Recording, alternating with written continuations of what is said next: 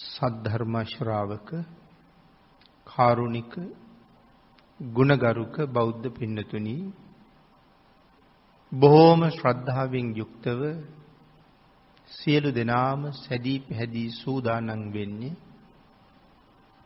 තථාගත ශාන්තිනායක සම්මා සම්බුදුරජාණන් වහන්සේ විසින් ලෝක සත්වයන් පිළිබඳව අප්‍රමාණ දයාවෙන්, කරුණාවෙන්, මෛත්‍රියෙන් යුක්තව අවබෝධ කරගෙන දේශනා කොට වදාළ පරම ගම්බීර වූ ශ්‍රී සද්ධර්ම රත්නයෙන් අබමල් රේණුවකටත් වඩා අඩු බොහෝම පුංචි කොටසක් දේශනා කරවගෙන ධර්ම ගෞරවය පෙරදරි කරගෙන දේශනාගත ධර්මයේ ශ්‍රවණය කරන්නත්, එසේ ධර්ම ශ්‍රවණය කිරීමෙන් ලැබෙන අවවාද අනුශාසනා තම තමන්ගේ ජීවිතවලට එකතු කරගෙන වඩාත් නිවැරදි මෙලව ජීවිතයක් සකස් කරගෙන නිවැරදි වුණ මෙලව ජීවිතයක් තුලින් සුගතිගාමී වූ පරලොව ආයති භවයකින් සැනසීමේ උතුම් පරමාර්ථයත් ඇතුවයි මේ ධර්ම ශ්‍රවණය කරන්න සූදානම් වෙන්නේ. අපේ බුදුරජාණන් වහන්සේ දේශනා කොට වදාලා බණ අහන හැම කෙනෙක්ම මහත් වූ බලාපොරොත්තුවක් පෙරදරි කරගෙනම බණ අහන එක වටිනවා කියලා. ඒ බලාපොරොත්තුව තමයි මේ ධර්ම දේශනාව ශ්‍රවණය කරන අතරතුරදීම මාගේ පංච නීවරණ ධර්මයන් යටපත් වේවා. සප්ත බෝධ්‍යාංග ආදී ධර්මයන් වැඩි දියුණු වේවා. මේ දේශනාව අතරතුරදීම මට උතුම් මාර්ගයක්, ඵලයක් අවබෝධ වේවා කියන සිතින් යුක්තවම ධර්ම ශ්‍රවණය කරන එක වටිනවා. ඒ බලාපොරොත්තුව මුදුන්පත් කර ගැනීම වෙනුවෙන්ම අපි සද්ධර්ම ශ්‍රවණය කරමු. මේ පින්නතුන්ට අද ධර්ම දේශනාව පැවැත්වීම සඳහා මාතෘකාව හැටියට මම යොදා ගන්න කල්පනා කළේ ධම්මපද පාළියේ සඳහන් වන ධර්ම කාරණාව. චිරප්ප වාසින් පුරිසං දූරතෝ සොත්ති මාගතං ඥාති මිත්තා සුහජ්ජාච අභිනන්දන්ති ආගතං තතේව කත පුඤ්ඤම්පි අස්මා ලෝකා පරංගතං පුඤ්ඤානි පතිගං හන්ති පියං ඥාතිව ආගතං. ගාථා රත්නයන් දෙක. අපේ බුදුරජාණන් වහන්සේ මේ ගාථා රත්නයන් දෙක දේශනා කොට වදාළේ ඊටාම ශ්‍රද්ධාවන්ත කුල පුත්‍රයෙක් අරමුණු කරගෙන. මේ කුල පුත්‍රයා මරණයටපත් වෙලා දිව්‍ය ලෝකයේ උප්පත්තිය ලබන්න නියමිතව හිටියා. ඒ පිළිබඳව මහමුගලන් මහරහතන් වහන්සේ බුදුරජාණන් වහන්සේගෙන් විමසපු කාරණාවක් පැහැදිලි කරන්නයි මේ ගාථා රත්නයන් දෙක දේශනා කොට වදාළේ. අපේ බුදුරජාණන් වහන්සේ ජීවමානව වැඩ හිටපු කාලේ ඒ කුල පුත්‍රයා බුදුරජාණන් වහන්සේ වෙනුවෙන් කුටියක් හදලා පූජා කළා. බොහෝ දම්පැන් පූජා කරපු කෙනෙක්. ආහාර පාන වශයෙන් නොඑක් වස්ත්‍ර, බෙහෙත් හේත් ආදී වශයෙන් බොහෝ දේවල් ජීවිතේ පූජා කරගත්තා. නමුත් දවසක් කල්පනා වුණා මෙච්චර දේවල් පූජා කරපු මට මේ ශාසනයේ බුදුරජාණන් වහන්සේ උගන්වා වදාලා බුද්ධ ප්‍රමුඛ මහා සංඝයා අරමුණු කරලා සංඝසතු කරලා දානයක් පූජා කරනවටත් වඩා සිව් දිගින් වඩින මහා සංඝයාට වැඩ ඉන්න ආරාමයක් හදලා පූජා කරන එක මහත්ඵලයි කියලා.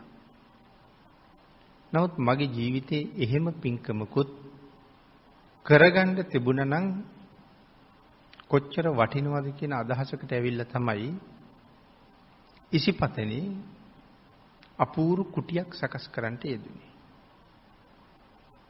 අන්න ඒ කුටිය බුදුරජාණන් වහන්සේට පූජා කරපු දවසේ මෙයා වෙනුවෙන් දිව්‍ය ලෝකේ විශාල දිව්‍ය මාලිගාවක් පහළ වුණා. මහමුගලන් මහරහතන් වහන්සේ දිව්‍ය ලෝකේ නිතර නිතර වඩින මහරහතන් වහන්සේ නමක්. ගිහිල්ලා දෙවියොත් එක්ක සාකච්ඡා කරලා ඒ දිව්‍ය සම්පත් ලබන්න මනුස්ස ලෝකේ ඉන්න කාලේ කරපු පින්කම් මොනවද කියලා අහලා ඇවිල්ලා මිනිස්සුන්ට කියලා දෙනවා.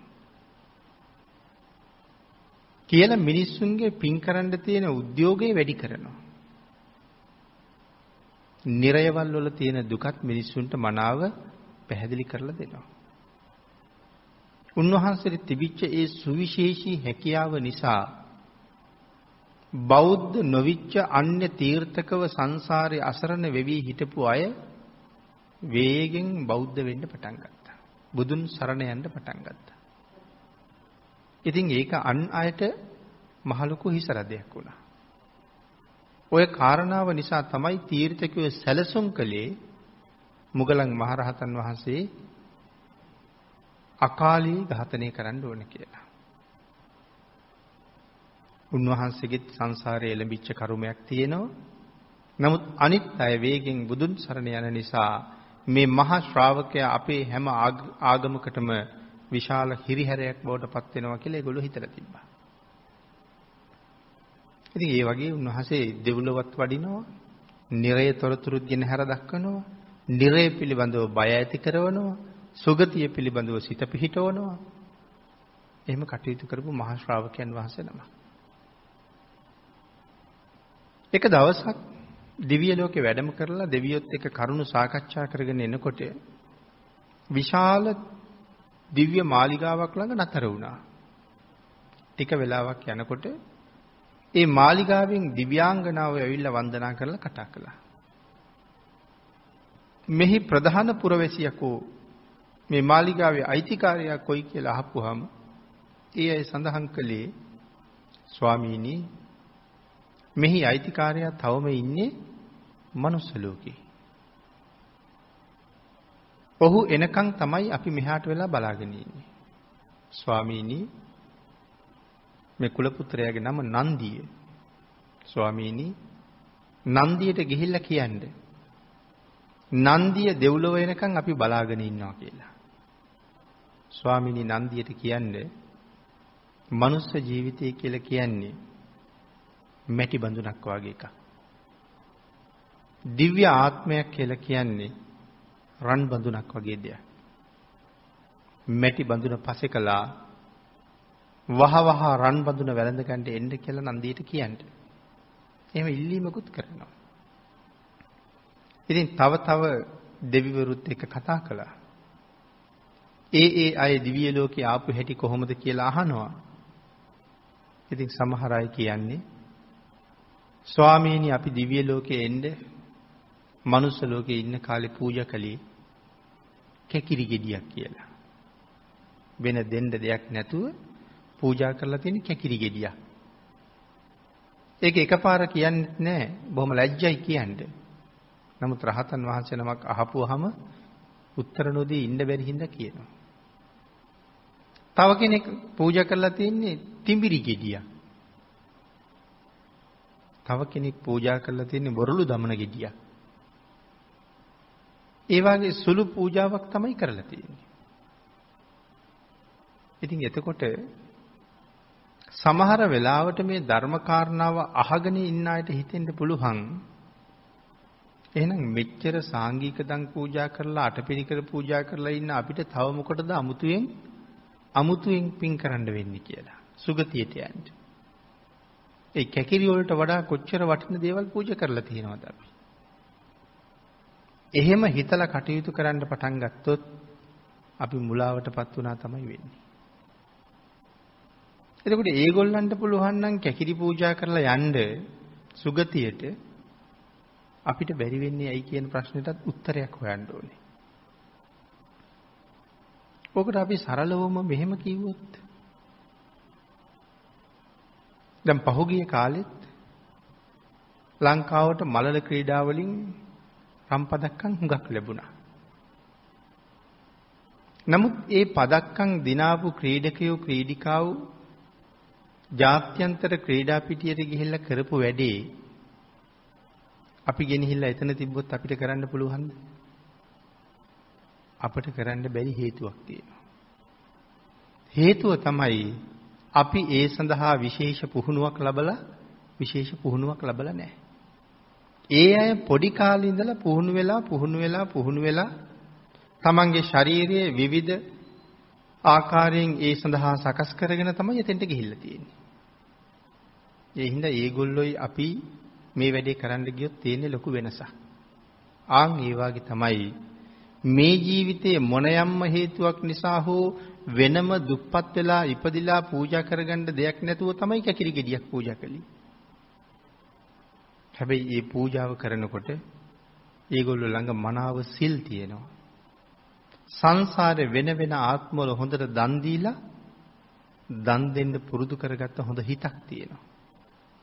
ආන් මේ පුරුද්ද නිසා මනා වූ සීලයක් තියෙන නිසා සිල්වතුන් උදෙසා ඒ සුළු පූජාව හා කරපු නිසා ඒගොල්ලන්ගේ පින්කම බොහොම ප්‍රබලයි.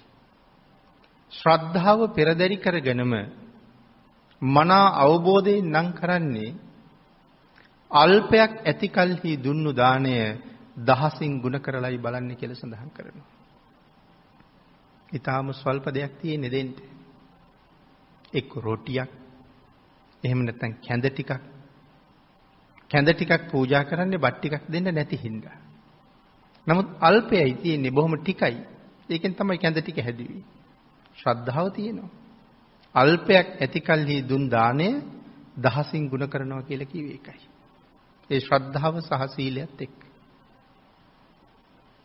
ඒ නිසා ඒ අය කරපු දේවල් කරන්න ගියොත් මේ කරලා තියෙන ප්‍රමාණය ඇති කියලා හිතුවොත් අපිටම වැරදුනා මිසක් දියුණුවක් නැතුව යනවා.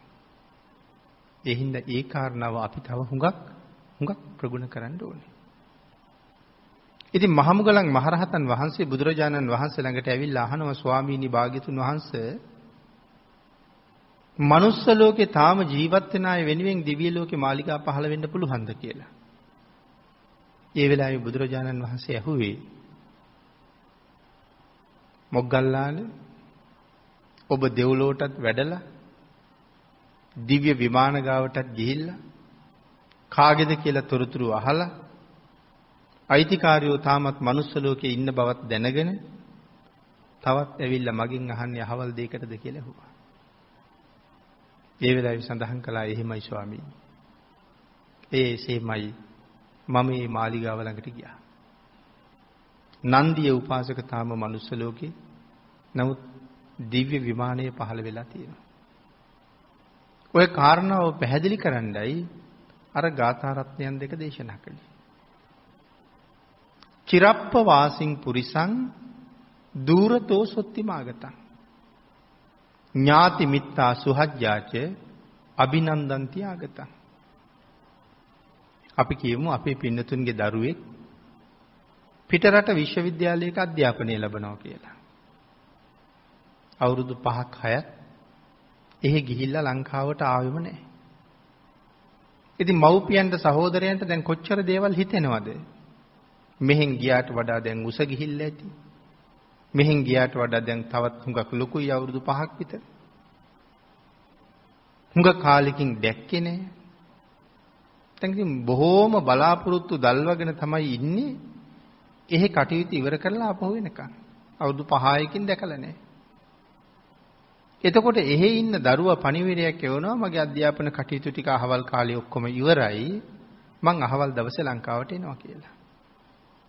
එතකොට අපි ඔක්කොම අපේ නෑදෑයන්ටත් කියලා ඒ දරුවගේ මෙහි හිටපු හිතවත් යාළු මිත්‍රාදීන්ටත් කියලා සියලු දෙනාම බොහොම සන්තෝෂෙන් සැරසිලා සූදානම් වෙලා ඉන්නේ එයා පිළිගන්න. ගෙවල් දොරවල් පාට කරලා අලුතෙන් ඇඳම් පුටු ගෙනත් තියලා අපිත් අලුත් ඇඳුම් ඇඳලා ආපුවාම හොඳ කෑම වේලක් දෙන්න ඔක්කොම ලෑස්ති කරලා මේ පුදුම විදිහේ පිළිගැනීමකට ලෑස්ති. චිරප්පවාසී කියලා කියන්නේ තමන් ඉපදිච්ච රට හැර වෙන රටක් කියන එක. තමන් ඉපදුන රට හැර අන් හැම රටකටම අපි කියන්නේ පිට රටක් කියලා. ඉපදිච්ච රට අපේ රට, අනික් ඔක්කොම පිට රට. එතකොට මේ පිට රටක ඉන්න කියන කතාව තමයි චිරප්පවාසී කියන්නේ. චිරප්පවාසින් පුරිසං දූරතෝ සොත්තිමාගතං. ඊටාම දුර තියෙන පිට රටක ජීවත් වෙලා කාලයක් තිස්සේ හිටියා. දූරතෝ සොත්තිමාගතං. එහෙ ඉඳලා ආපහු මෙහෙ එනවා. ඥාති මිත්තා සුහජ්ජාච අභිනන්දන්ති ආගතං. පිට රටක ඉඳලා එන අපේ නෑය පිළිගන්න අපි බොහෝම සූදානම් වෙලා බලාගෙන ඉන්නවා වගේ තතේව කත පුඤ්ඤම්පි අස්මා ලෝකා පරංගතං. අපි මේ ලෝකේ ජීවත් වෙන කාලේ කරන පින්කම් තතේව කත පුඤ්ඤම්පි අස්මා ලෝකා පරංගතං. මෙහෙ ඉඳගෙන කරන මේ පින් පුඤ්ඤානි පතිගං හන්ති පියං ඥාති වාගතං. අපේ ඥාතියා පිළිගන්න අපි බලාගෙන හිටියා වගේ ඒ පින අපි මැරිලා එනකන් බලාගෙන ඉන්නවා අපි පිළිගන්න. එහෙනම් නන්දිය මෙහි කරපු පින්කම් ටික දිව්‍ය ලෝකේ මාලිගාවක් හැටියට ගොඩ නැගිලා අප්‍රමාණ දිව්‍ය සැප ලැබලා දීලා අවුරුදු කෝටි ගානක ආයුෂයක් තිලින කරන්ට ඒ කුසලයේ යහට වෙලා බලාගෙන ඉන්නවා. නන්දිය පිළිගන්න. ආන් ඒ වගේ තමයි මෙහි ජීවත් වෙනකොට අපි කරන හැම පින්කමක්ම කවදාවත් අහක ගිහිල්ලා නැහැ. සමහර වෙලාවට පුංචි කාලේ අපි කරපු පින්කම් අපිට මතකත් නැහැ. ඒව සමහරලාට සල්ලි දාස් ගණන් ගියදම් කරලා කරපු පින්කම් නෙමෙයි. වතුරේ ගහගෙන යන කූඹියෙක් ගොඩ දාලා. ලේනෙක් වාගේ සතෙක් අල්ලගන්න පූසෙක් එලවගෙන යනකොට පූස නවත්තලා. අර ලේනට ජීවිතය ලැබලා දීලා. එයා මරණයෙන් බේරගෙන මේ වාගේ දේවල් අපි ජීවිතේ එහෙම දේවල් ඕන තරම් කරලා ඇති. හැබැයි දැන් ඒවා මතක නෑ.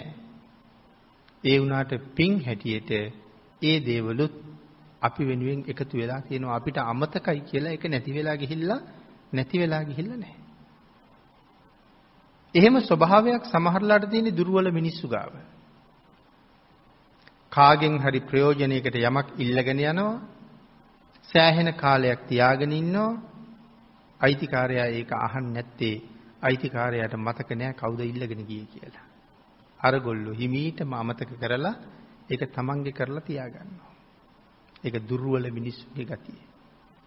නමුත් ඊටාම සුළු වුණාට පින කවදාවත් අපි අත්හැරලා යන්නේ නැහැ. ඒක සංසාරේ මට විපාකයක් හැටියට එනවමයි.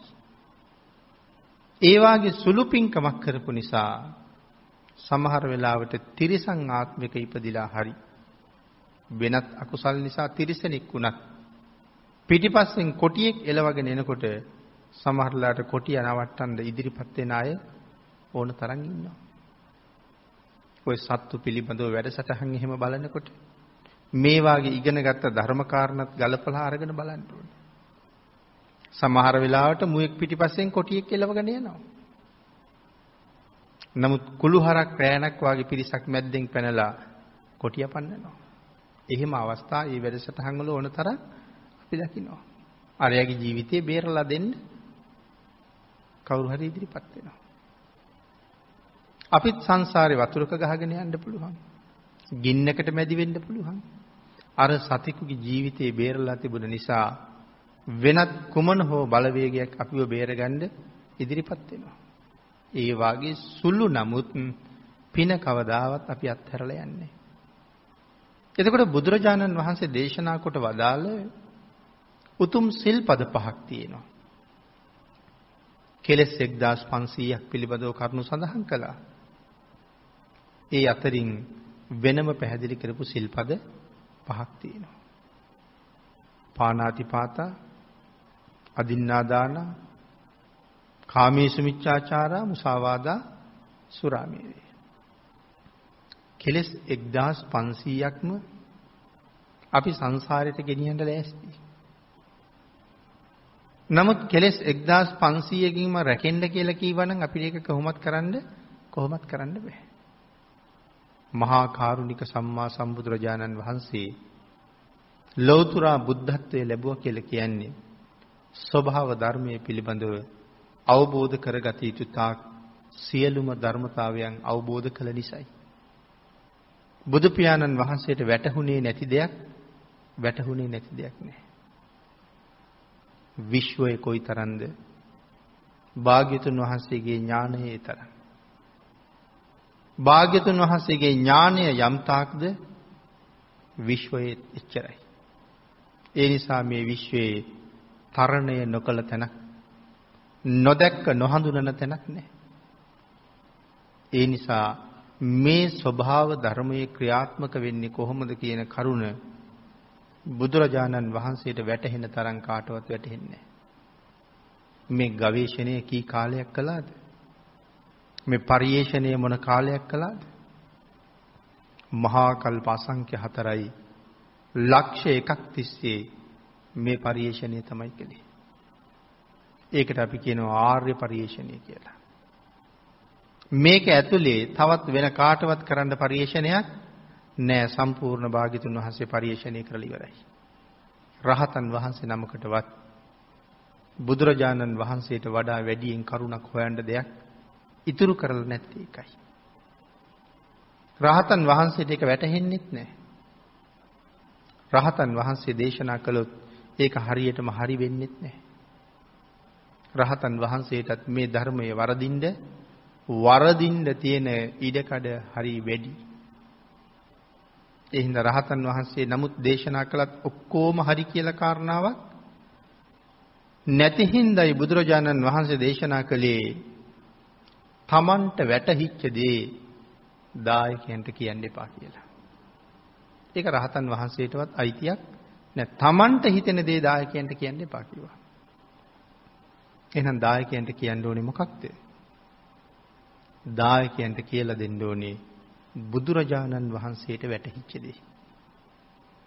තමන්ගේ භාවනා අත්දැකීම කියන්න එපා කියලා කිව්වේ තමන්ට වැටහිච්ච දේ කියන්න එපා කියලා.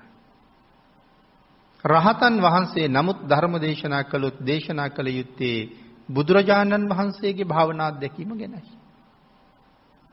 බුදුරජාණන් වහන්සේගේ භාවනා අත්දැකීමට තමයි 84000ක් ධර්මස්කන්ධය කියලා කියන්නේ. මේ ශාසනයේ තියෙනවා ඉගෙන ගන්න ක්‍රම 3ක්. පළවෙනි එක මේ නිත්තරණ ඊතර වීම සඳහා ඉගෙන ගන්නවා. නිත්තරණ පරියප්තිය. ඊතර වීම සඳහා ඉගෙන ගන්නේ. අපි හැමෝම ඉගෙන ගන්න ඕනේ එතන පිහිටලා ඉඳලා. අද බණ අහනවා. හෙට සමහරලාට බණ පොතක් කියවනවා. අපි සිල් ගැන දන්නවා. අපි සිල් ආරක්ෂා කරගන්නවා. හෙට බණ පොත කියවනකොට අපි ආරක්ෂා කරන පන්සිල් ගැනම අපි දන්නවට වඩා අලුත් කරුණු ටිකක් තියෙනවා ඒකේ. එතකොට සතුටක් ඇති වෙනවා. ඒ කාරණා ටික එකතු කරගෙන අපේ සීලය තවත් ශක්තිමත් කරගන්නවා. බණ අහනකොට බණ පොත් කියවනකොට සිල් ගැන නිවැරදි කරුණු හම්බ වෙනකොට ඒක ඉගෙනගෙන ඒ සීලය තව තහවුරු කරගන්නවා. සමාධිය ගැන කරුණු දැනගන්නකොට ඒ සමාධිය ගැන කරුණු දැනගෙන තව ඒක තහවුරු කරගෙන සම්පූර්ණ කරගන්නවා. විදර්ශනාව ගැන කරුණු දැනගන්නකොට විදර්ශනාව සම්පූර්ණ කරන්න මඟ දැනගන්නකොට ආන් ඒ කාරණා ඔස්සේ විදර්ශනාව සම්පූර්ණ කරනවා. එහෙනම් සිල් සම්පූර්ණ කරගෙන සමාධිය සම්පූර්ණ කරගෙන විදර්ශනාව සම්පූර්ණ කරගෙන මේ කොහාටද යන්න හදන්නේ? ඊතර වීම සඳහා. නිත්තරණ පරියප්තිය. තව ක්‍රමයක් තියෙනවා. බණ්ඩාගාර පරියප්තිය. මොකද්ද මේ බණ්ඩාගාර පරියප්තිය කියලා කියන්නේ? අහන ධර්මය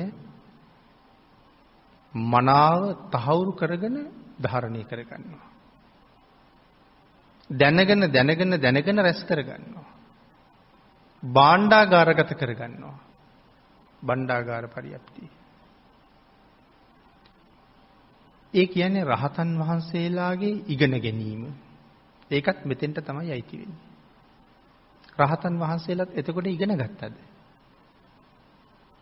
රහතන් වහන්සේලාත් ඉගෙනගෙන තියෙනවා.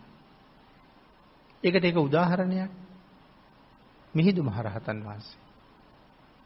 මිහිඳු මහරහතන් වහන්සේ කියලා කියන්නේ දීප චක්‍රවර්ති මහ රජෙක් වෙන්න හිටපු කෙනෙක්.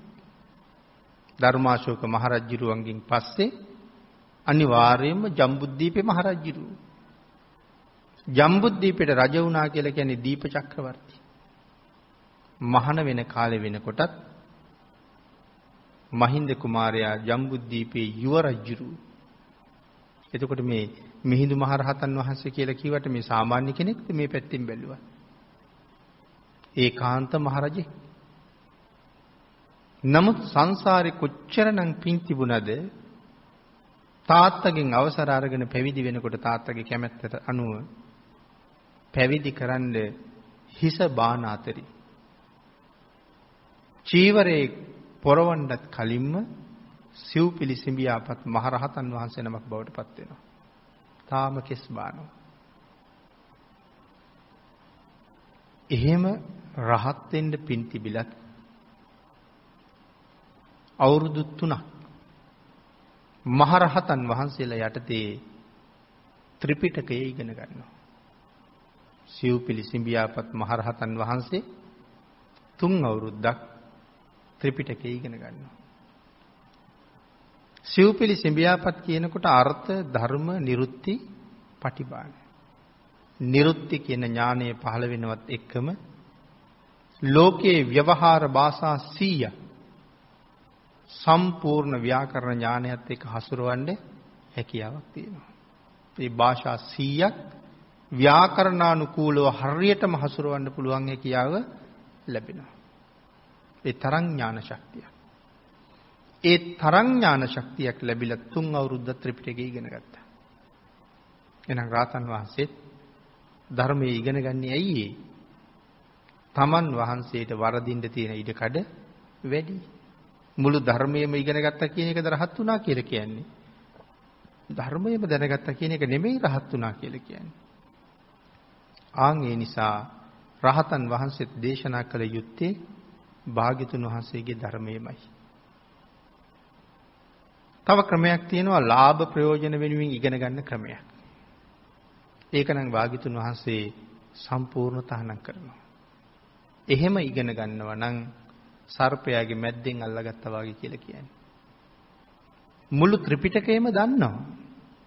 ඉගෙනගෙන තියෙන්නේ ඊතර වෙන්න නෙමෙයි මම හොඳට බණ දන්නවා මට හොඳට කියන්න පුළුවන් ඕනෑම කාරණාවක් ඇහුවොත් කියනවා ආන් ඒ වාගේ කියලා මිනිස්සු අතරට ඇවිල්ලා ප්‍රසිද්ධියටපත් වෙලා මිනිස්සුන්ගෙන් ලැබෙන ලාභ, ලෝභ, කීර්ති, ප්‍රශංසා ලබා ගැනීමේ පරමාර්ථය ඇතුව අන් කෙනාට වඩා මට බණ කිය හැකි, එයාට වඩා මම දන්නවා, එයාට වඩා සූත්‍ර ගණනක් දන්නවා. දැන් මිනිස්සු අතරට ගිහිල්ලා ඒ නිසා කැපී පෙනෙන්නයි මේ ඉගෙනගෙන තියෙන්නේ. තමන් සංසාරයෙන් එතර යන්නවත් අන් අය සසරින් එතර කරවන්නවත් නෙමෙයි. ලාභ, ලෝභ ලැබීම නිසා. බුදුරජාණන් වහන්සේ පින්නතුනි නින්දට හරි අකමැතිනේ. නිදා ගන්න අයට භාග්‍යතුන් වහන්සේ කැමති නැහැ. මොකද බුදුරජාණන් වහන්සේ දේශනා කළේ නින්ද කියන්නේ ජීවිතයේ වඳ බව කියලා. ඒ නින්ද ගියපු වෙලාවට අපේ ජීවිතෙන් කිසි ප්‍රයෝජනයක් නැහැනේ. නින්ද කියන්නේ ජීවිතේ වඳ බව කියලා සඳහන් කරන්නේ. නින්දට හරි අකමැති. නමුත් විවේකයක් උවමනාම නම් දවසකට පැය 4ක් නිදා ගන්න කියලා කියනවා. ඒ නිදා ගන්න කියන්නේ රාත්‍රී 10ට සැතපීලා පාන්දර 2ට නැගිටින්න කියලා. නැගිටලා සක්මන් කරන්න කියලා. එතකොට තවත් නිදිමත තියෙනවා නම් ඒක දුර වෙලා යනවා. අලස බව නැතුව යනවා. ඊට පස්සේ ලැබිච්ච ජීවිතෙන් බලාපොරොත්තු වෙන පරමාර්ථය මුදුන්පත් කරගන්න වීරිය වඩන්න. ඒකටයි භාග්‍යතුන් වහන්සේ උපදෙස් දෙන්නේ. නිින්ද හුඟක් පාඩුයි කියලා කිව්වේ. සාමාන්‍ය වෛද්‍යවරයෙකුත් අපිට කියන්නේ අඩුම තරමේ පැය 6ක්වත් නිදියන්න කියලා. ඉතින් ඒ වුණාට අපි ගැන කල්පනා කරලා බැලුවොත් අපි සාමාන්‍යයෙන් පැය 6කටත් වැඩිය නිදිනවා. අද නිමාඩු දවස නම් ටිකක් වැඩිපුර නිදා ගන්නවා. දවස් 5ක්ම වැඩනේ කියලා දවල්ට කාලක් ටිකක් නිදා ගන්නවා. ବ୍ୟස්ත වගේ තිබුණොත් සමහර දවසම නිදිනවා.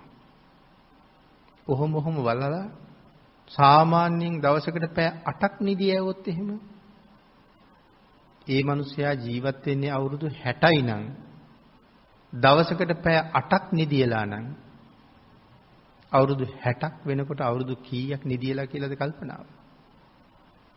අවුරුදු 20ක්ම නිදියලා. එතකොට 60න් 40යි ජීවත් වෙලා තියෙන්නේ.